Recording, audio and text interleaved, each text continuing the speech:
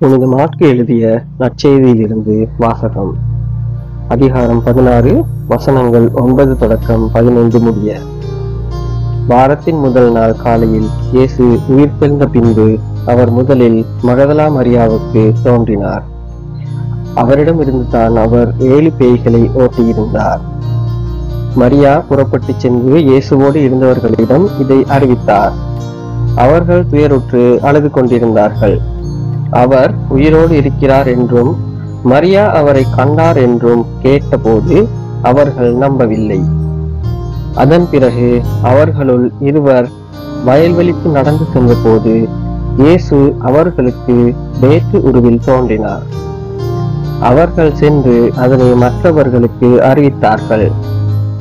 அவர்கள் சொன்னதையும் சீடர்கள் நம்பவில்லை.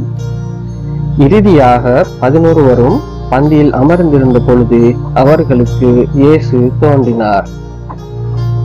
உயிருடன் எழுப்பப்பட்ட தம்மை கண்டவர்கள் சொன்னதையும் நம்பாமல் அவர்கள் கடின உள்ளத்தோடு இருந்தமையால் அவர் அவர்களுடைய நம்பிக்கையின்மையை கண்டித்தார். இயேசு அவர்களை நோக்கி, உலகெங்கும் சென்று படைப்பிற்கெல்லாம் நற்செய்தியை பறைசாற்றுங்கள் என்றுரைத்தார். இது ஆண்டவரின் அருள்வாக்கு. கிறிஸ்துவே உமக்கு புகழ்.